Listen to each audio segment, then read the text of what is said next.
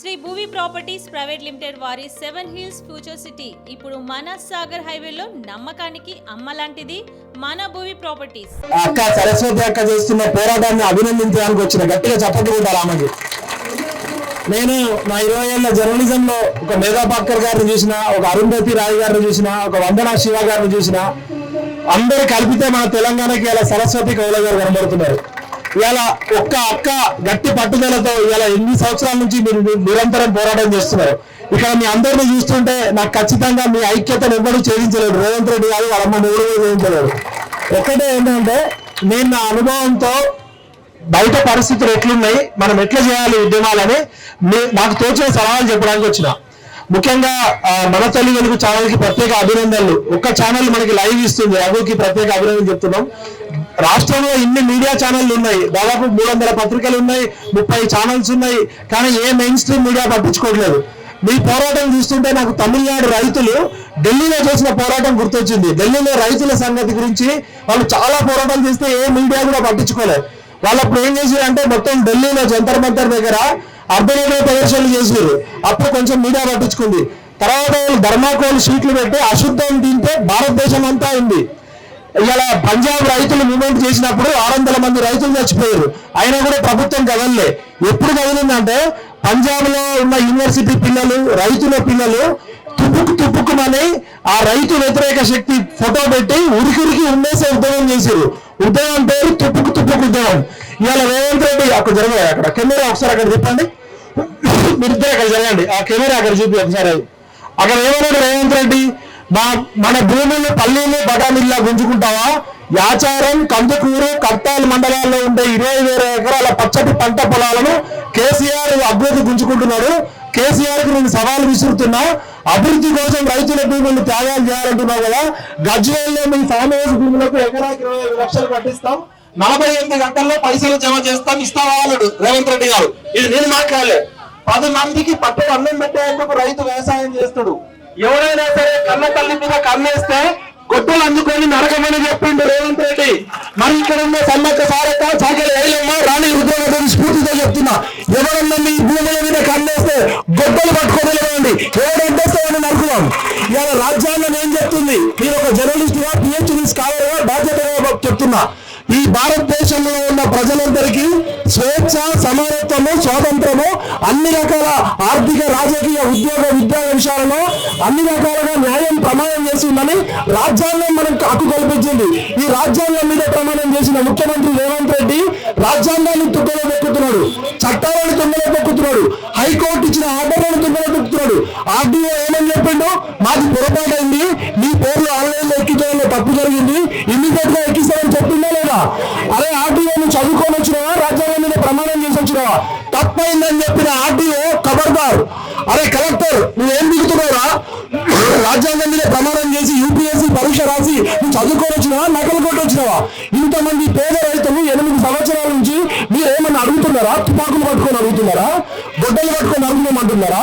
రాజ్యాంగాన్ని అమలు చేయండి, చట్టాన్ని అమలు చేయండి, హైకోర్టు ఇచ్చే తీర్పులు అమలు చేయమంటున్నారు.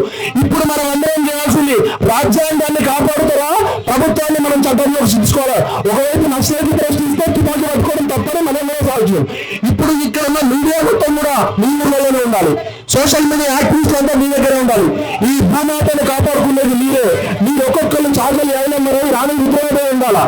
తెలంగాణ ఉద్యమంలో కూడా 12,000 మంది పిల్లలు చచ్చిపోయారు. మన భూములు మనం కాపాడుకోవాలి కదా. మీరేమన్నా రేవంత్ రెడ్డి ఆస్తి అడుగుతున్నారా, కేసీఆర్ ఆస్తి అడుగుతున్నారా? మీకున్న ఎకరమో, అరెకరమో, 2 ఎకరాలు అడుగుతుంటే మీ భూములు గుంజుకుంటే మీ భూములు పోయినాక మీరు ఎట్లా పడుతున్నారు? ఇలా మీ పిల్లలు కూడా నేను రిక్వెస్ట్ చేస్తున్నా, ఉద్యోగాలు ఎట్లాగో రావు, 50 లక్షల మంది నిరుద్యోగులు ఉన్నారు. మీకున్న ఎకరం, అరెకరంలో ఆకుకూరలో కూరగాయలు వేసుకొని మీరు పాలు పెరుగు అమ్ముకుంటుంటే కూడా అది కూడా గుంజుకుంటున్నారు. కాబట్టి మనం ఒకటే రాజ్యాంగాన్ని అమలు చేయాల్సిందే. ఇలా మీరు అందరూ కూడా హైకోర్టు జడ్జికి, సుప్రీంకోర్టు జడ్జికి మనం పోర్చుగల్ ఉద్యమం చేయాలి. మహిళల హక్కులు పోతున్నాయి, మానవ హక్కులు పోతున్నాయి, ఎస్సీ హక్కులు పోతున్నాయి, ఎస్టీల హక్కులు పోతున్నాయి, బాలల హక్కులు పోతున్నాయి. నారాయణస్వామి ఒకసారి డ్రైవర్ పొడవరికి ఇగో ఈ పెద్ద మనిషి ఎవరో కాదు, ఆ రేవంత్ రెడ్డికి అక్కడ అగ్వం చేసుకొని ఈయనకే చెప్పింది. ఏం చెప్పిండు రేవంత్ రెడ్డికి అక్కడ చెప్పు, చెప్పు. అక్కడ 2020లో దళిత దండోరా అని ఒక కార్యక్రమంలో కూడా మహబూబ్ నగర్ నుంచి హైదరాబాద్ తెలియదు నాకు వస్తుంటే మేము 400 అంటే లక్కెర్త మేడిపల్లి కురిమిట్ట నరకనగర్ తండగ వాళ్ళం కూడా రైతులంతా పోయి మేమల్లా ఇప్పుడు ప్రస్తుతం ఉన్న ఈ టీఆర్ఎస్ గవర్నమెంట్ ఇచ్చిన లేకుండా అసెంబ్లీ భూములను గుంజుకుంటున్నది దళిత చేసి సగం తరుగు పెట్టి ఆస్తులు ఉన్న వాళ్ళకేమో 7.5 లక్షలు సర్టిఫికేట్లు ఉన్న వాళ్ళకేమో 8 లక్షలు కట్టిస్తున్నారు. ఈనాడు నేను ముఖ్యంగా చెప్పుకుంటున్నా ఇలా ఫార్మసీకి పూజల సీకి ఫార్మసీ కాదేమో ఆయన వేయండి ఇప్పుడు పూజల సీకి అంటున్నాము. ఈ 2 సీట్లు కూడా ఇప్పుడు తీసుకున్న 14,000 ఎకరాల భూమి పూర్వ గవర్నమెంట్ తీసుకున్నారండి. అది మోసం చేసిండు, తప్పకుండా మోసం చేసిండు రేవంత్ రెడ్డి. ఏం మాట సార్ మా రైతు ఏం లేదు సార్ ఏం మాట మాట్లాడు ఒకటి. ఇప్పుడు ప్రస్తుతం 14,000 ఎకరాల భూమిని సేకరణ జరిగింది. అటు 14,000 ఎకరాల భూమిని తానే రైతులు మాకు వేలించి తేలించి పంచుకోవద్దు వాళ్ళ భూములు అక్కడ తీసుకొని ఈ పూజలు చేసి ఫార్మసీకి ఎక్కడ పెట్టుకొని నీ పేరు పెట్టుకో, నీ పేరు ఆచరణ పోరాటం, నీ పేరు నిలిచిందని. ఇక్కడ ఆయన ఆ ఫోటోలో ఉన్న రైతుకు హామీ ఇచ్చిండు, ఇప్పుడు మోసం చేసిండు. మోసం చేసిన వాళ్ళు ముఖ్యమంత్రి అంటారా, ఏమంటారు, దొంగ అంటారా, మోసగాడు అంటారా? ఇక్కడ ఏం పెట్టింది, నీ రక్తంలో రైతు ఉంటే, నీ అస్తిత్వం రైతు అయితే రాజురాలకి కదలిరా రాజీవ్ రైతు రణబేరు అన్నాడు. మరి రేవంత్ రెడ్డి నువ్వు రైతు బిడ్డకే పుట్టినావు కదా, రైతు కొడుకు అని చెప్తున్నావు కదా, మరి నువ్వు రైతు కొడుకు అయితే నీ తోటి రైతుల ప్రాణాలు ఉసురు తీసుకుంటావా? అంటే రైతుకు ఉద్యోగించిన వ్యవసాయం కానీ రైతు ఇచ్చిన రాజ్యం కానీ బాగుపడదని చెప్తాం. మీరు అందరూ కూడా గుర్తుపెట్టుకోండి, మీరు చేసే పోరాటం గొప్ప చరిత్రలో ఉంది. మీరు ఐక్యంగా ఉన్నారు, ఏ రాజకీయ పార్టీలను నమ్మకండి, ఇదే ఐక్యతతో పోరాడండి. కలిసి ఉంటే నిలుస్తారు, కలిస్తే నిలుస్తారు, నిలిస్తే గెలుస్తారు, విడిపోతే పడిపోతారు, పడిపోతే ఓడిపోతారు. అందుకనే మీరంతా మీ పిల్లలంతా మీరంతా కలిసి నిలిచి పోరాడండి. మా తరఫున మేము అన్ని రకాలుగా సపోర్ట్ చేయడానికి సిద్ధంగా ఉన్నాం. మెయిన్ స్ట్రీమ్ మీడియాకి నేను రిక్వెస్ట్ చేస్తున్నా, ఈ పోరాటం అత్యంత నిజాయితీ గల ఆర్గానిక పోరాటం. ఇది రాజకీయ పార్టీలు చేసే పోరాటం కాదు, ఎవరో డబ్బులు ఇస్తే పోరాటం లేదు. ఈ భూమి పుత్రులు ఈ భూమాత తల్లులు చేస్తున్న నిజమైన పోరాటానికి మెయిన్ స్ట్రీమ్ మీడియా కూడా సపోర్ట్ చేయాలని కోరుతున్నా. మీ పిల్లలందరూ కూడా ఒక వర్క్ షాప్ పెట్టుకుందాం, మూమెంట్లు ఎట్లా చేయాలో చేద్దాం, పాతకాలం పద్ధతులు కాదు. ఒకసారి మేము స్టూడెంట్ బేస్ లో ఉన్నప్పుడు మా ఎవరైతే వ్యతిరేకన్నాడో వారి ఫోటో పెట్టి ఉరికి ఉండేసే ఉద్యమం చేసినాం. దెబ్బకి రాత్రికి దిగొచ్చేది. ఇవాళ మనం వాళ్ళ పరువు తీస్తేనే వాళ్ళు రోడ్డు మీదకి వస్తారు. మన ప్రాణాలంటే వాళ్ళకి విలువ లేదు, మన జీవితాలంటే వాళ్ళకి విలువ లేదు. చిన్నపిల్లలతో జన్మటి చిన్నపిల్లలు ఉంటారు, 3 సంవత్సరాల పిల్లలతో ఒకసారి ఏం చేసినామంటే చిన్నపిల్లలతో ఉరికి ఉద్యోగం ఉద్యోగం చేసినాం ఒకసారి. అప్పుడు దెబ్బకి దిగొచ్చారు. ఈ దొంగ కొడుకులకు ఎట్లా చేయాలో అట్లా చేయాల్సిందే. ఉరికి ఉండేస్తాం బిడ్డ. ఈ 3 మండలాల్లో ఉన్న ప్రతి మనిషిని ఫోటో పెట్టి ఉరికి ఉండేస్తాం. మా మండలం అందరూ చెప్పుకోగలుగుతారు. అప్పుడు మీరు తట్టుకుంటారా? అక్కడ ఉన్న ఫోటో ఒకసారి లేదా ఆ ఫోటో గారు అలా ఎవరు మా బట్టి ఉన్నాడు, మరి బట్టే ఉట్టి చెప్తే నువ్వు ఏం చేసినావు? అప్పుడు పంచ కట్టుకొని రాజశేఖర రెడ్డి లాగా వచ్చినావు. పంచ కట్టుకుంటే రాజశేఖర రెడ్డి అయిపోరు. రాజశేఖర రెడ్డి లాగా రైతులకు సాయం చేస్తే రాజశేఖర రెడ్డి అయిపోరు. ఆ పెద్ద మనిషి కోదండరామ్ రెడ్డి తిట్టాలంటే కూడా నాకు బాధేస్తుంది. ఆ కోదండరామ్ రెడ్డి అన్ని చేసిండు, ఇప్పుడేమో అడ్రస్ లేకున్నాడు. రైతు కమిషన్ పీకడానుకున్నావు నువ్వు అన్ని ఊర్లలో తిరిగినావు కదా, సావడానికి దగ్గరకు వచ్చినావు. ఈ రోజుల్లో కూడా నీకు దూరం పడుతుందా? మీరంతా నీ బిడ్డలు కాదా, నీ మనవాళ్ళు కాదా? నువ్వు పెద్ద మనిషి అనుకున్నావు, నువ్వు నిజంగానే రైతు అనుకున్నావు కానీ ఈ రైతుల జీవితాలు ఆగం చేస్తుంటే నువ్వేం పెద్ద మనిషి బాబు. ఆమె చీతక్కలా కలిపింది. ఆమె గిరిజనుల బిడ్డ, మరి చీతక్కన చూసుకోవాలి. ఆయన కోమటిరెడ్డి ఏమన్నాడప్పుడు, ఫస్ట్ బుల్లెట్ నాకే దింపండి అన్నాడు. మీరు పోరాటం చేసినప్పుడు నేను 6 అడుగులు ఉన్నాను, నేను పెద్ద పైలు అని నన్ను ఎవరు కొట్టలేడు, కేసీఆర్ నిన్ను ఎవరికైనా మర్చిపోతాను అన్నాడు. మరి కోమటిరెడ్డి ఏమనుకున్నావు? ఆయన ఈ 4 పిల్లలు పెట్టాలా, మీరు శాతం పెట్టాలా? ఏం చేయాలి మిమ్మల్ని?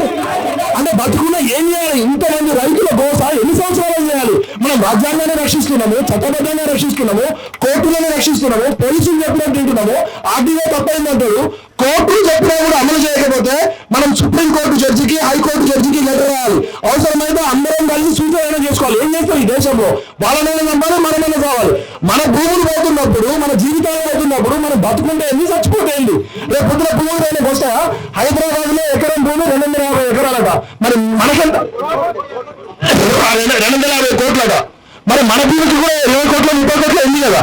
20 కోట్ల 30 కోట్ల భూమికి 5 లక్షలు ఇస్తాడు. ఇలా కొండలరెడ్డి రేవంత్ రెడ్డి భూమికి ఇస్తే వస్తారా?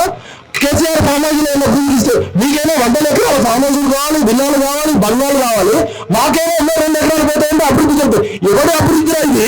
ఎవరి అభివృద్ధి, ఎవరి ఫ్యూచర్ సిటీ, ఎవరి ఫార్మాసిటీ? ప్రపంచం అంతా ఫార్మాసిటీ వద్దులో నాయన అని చెప్తున్నారు. నెలలో గుజ్జులో ఎవరైనా ఫార్మాసిటీ పెట్టరు. ఫార్మాసిటీ అంటే ప్రపంచంలో ఉన్న రోగాలన్నీ తయారు చేసే కంపెనీ మన దగ్గరికి పెడుతున్నారు. ఫ్యూచర్ సిటీ అట. ఉన్న సిటీలోనే డ్రైనేజ్ పల్లితో నీళ్ళు తీసే దిక్కులేదు గుంపుటేశ్వర గారికి. Future city కడతాడట.